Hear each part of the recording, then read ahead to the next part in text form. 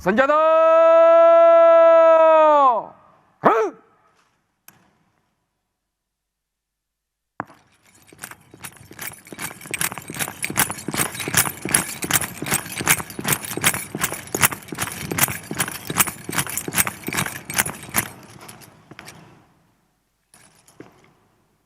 Lapor, upacara penyambutan siap dimulai. Selanjutnya pasukan siap diperiksa.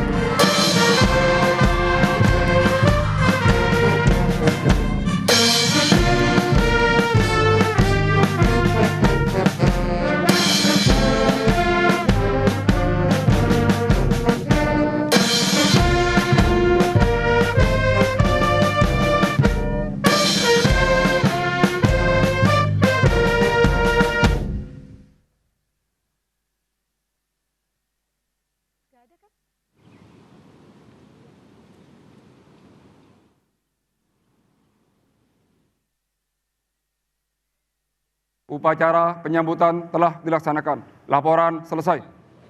Kembali ke tempat.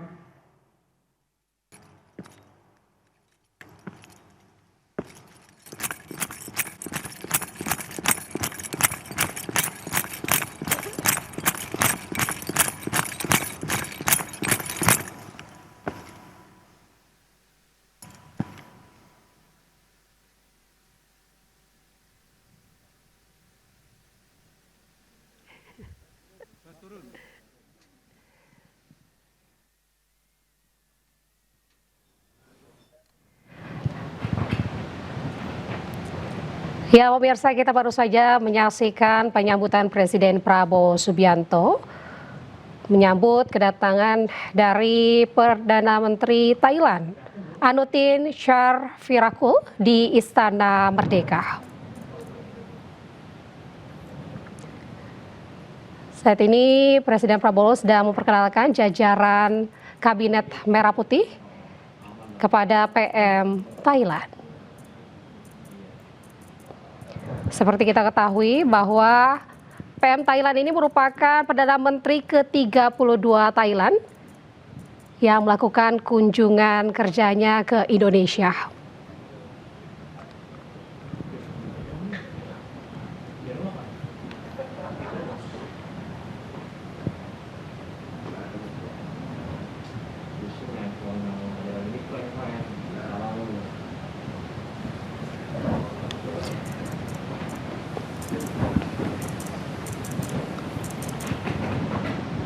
Sidang lanjutan pra-peradilan Roy Suryo Jilid 3 terkait dengan kasus tudingan ijazah Joko Widodo kembali digelar di Pengadilan Negeri Jakarta Selatan.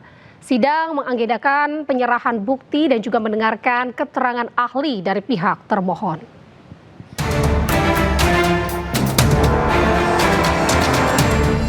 Sidang pra-peradilan kasus ijazah Jokowi digelar di Pengadilan Negeri Jakarta Selatan dengan dipimpin Hakim Tunggal Pra-Peradilan I. Ketut Darpawan. Sekaligus dihadiri Roy Suryo serta tim pengacaranya, hadir juga Bitkum Polda Metro Jaya sebagai pihak termohon. Sidang kali ini mengagendakan penyerahan bukti dan mendengarkan keterangan ahli dari pihak termohon. Selain itu, di persidangan juga dihadirkan Henry Jayadi, dosen Fakultas Hukum Universitas Kristen Indonesia. Dalam sidang, saksi ahli menyebut ganti rugi tidak bisa diajukan secara subjektif. Jadi memang dalam hukum acara pidana, Undang-Undang 20 tahun 2025 tentang KUHP itu, salah satu syarat untuk diajukannya pra-peradilan yang berkaitan dengan gugatan atau tuntutan ganti kerugian, tuntutan saya katakan, itu dasarnya di 173 ayat 1. Nah, salah satunya adalah apakah si tersangka, terdakwa atau terpidana ini gitu kan dirugikan atas perbuatan hukum berupa penahanan atau penangkapan yang tidak sah berdasarkan undang-undang. Yang kedua, berdasarkan personalnya, artinya orangnya bukan dia. Yang ketiga, berdasarkan hukum. Jadi itu yang menjadi alasan sebetulnya secara normatif tentang ganti kerugian itu. Nah, tentang nominalnya itu mengacu ke PP 92 tahun 2015. Jadi itu yang harusnya yang memang yang terjadi pembahasan lah, saya tidak menyatakan perdebatan, pembahasan dalam persidangan tadi. Pak Refli, kata juga Pak Ristan dan juga Pak Gafur, sebenarnya keterangan yang disampaikan oleh beliau itu, meskipun itu saya terus terang ya, karena saya beberapa kali juga menjadi ahli, itu tidak boleh hanya menggunakan asumsi atau ini pendapat saya dan silahkan kalau itu ditentang. Sebaiknya dia benar-benar netral gitu. Tapi kalau kita benar-benar menggunakan pendapat dia, sebenarnya kita sangat diuntungkan. Karena pertama, ya, dia mengatakan salah dia sebenarnya. Tadi teman-teman mungkin nggak sampai karena saya ngikuti betul ya. Dia mengatakan minimal itu ketika dia mengucapkan pertama kali sesuai dengan aturan, dia bilang minimal 50 juta, maksimal 100 juta. Salah. Ya, itu ada rekamannya, silakan dilihat. Ya, minimal harusnya 500.000. Ya, kalau minimal 50 juta berarti kita dapat minimalnya 50 juta kalau menurut ahli tadi. Ya. Dalam pra-peradilan jilid ketiga terkait kasus dugaan ijazah palsu Presiden ke-7 Joko Widodo, kubu Roy Suryo menuntut ganti rugi sebesar 206 juta rupiah atas penangkapan dan penahanan yang dinilai tidak sah. Dari Jakarta, Indira Utomo, Jaka Samsa, iNews melaporkan. Pemirsa, pakar telematika Roy Suryo ini kembali mengajukan pra-peradilan untuk keempat kalinya dalam kasus ijazah Presiden ke-7 RI Joko Widodo ke Pengadilan Negeri Jakarta Selatan. Pra-peradilan tersebut terkait dengan pencekalan Roy Suryo oleh polisi.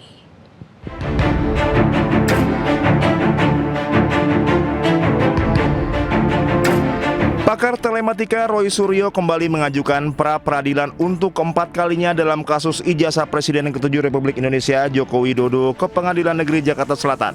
Pra-peradilan ini terkait pencekalan Roy Suryo oleh polisi. Pengadilan Negeri Jakarta Selatan telah mengeluarkan jadwal sidang pra-peradilan jilid 4 pada Jumat 7 Agustus 2026 mendatang. Dan yang penting lagi bukan hanya hari Kamis, hari Jumat misalnya. Silakan datang lagi untuk pra-peradilannya keempat. Ya, kita sudah mendaftarkan pra-peradilan keempat dan jadwalnya adalah besok hari Jumat. Ya, kita tunggu jam 9 ya, jam 9 pagi. Jadi itulah pra-peradilan keempat. Tentang apa? Tentang pencekalan. Ya, pencekalan dan ada beberapa ya, tapi yang penting tentang pencekalan. Pra-peradilan jilid 4 ini mempersoalkan sejumlah hal, khususnya tentang pencekalan Roy Suryo oleh polisi. Pasca ditetapkan sebagai tersangka kasus ijazah Jokowi, termohon dalam gugatan pra-peradilan jilid 4 ini masih sama, yakni Polda Metro Jaya dan Kejari Jakarta Selatan. Dari Jakarta, Tim Liputan iNews melaporkan. Pemirsa, perjalanan hukum Roy Suryo dalam perkara dugaan fitnah dan juga pencemaran nama baik terkait dengan polemik keaslian ijazah Presiden RI ke-7 Joko Widodo menghasilkan 2 putusan pra-peradilan dengan hasil yang berbeda. Kini Roy Suryo tengah menjalani sidang gugatan pra-peradilan ketiga dan telah mengajukan gugatan keempat.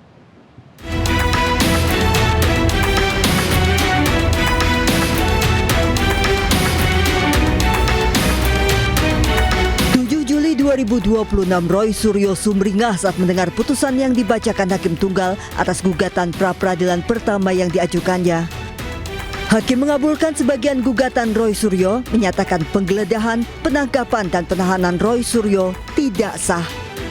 Namun dalam pra-peradilan kedua yang digelar 20 Juli 2026, Roy Suryo harus menerima kekalahan. Hakim Tunggal Sidang Pra-peradilan Roy Suryo Iketut Darpawan memutuskan menolak seluruh permohonan pra-peradilan kedua Roy Suryo. Hakim menilai Roy sengaja memecah satu persatu dan menyalahgunakan pra-peradilan dengan tujuan menunda pokok perkara. Dengan demikian, penetapan status tersangka Roy Suryo sah. Sidang pra-peradilan jilid 3 tersangka kasus ijazah Presiden ke-7 RI Joko Widodo, yaitu Roy Suryo, kembali digelar di Pengadilan Negeri Jakarta Selatan, Jumat 31 Juli 2026. Untuk ketiga kalinya, Roy kembali menggugat pra-peradilan Polda Metro Jaya untuk mengganti rugi 206 juta rupiah. Rincian gugatannya itu ganti rugi material senilai 106 juta rupiah dan ganti rugi imaterial senilai 100 juta rupiah. Sementara Polda Metro Jaya menilai gugatan ganti rugi Roy Suryo tidak memiliki dasar hukum dan membuktikan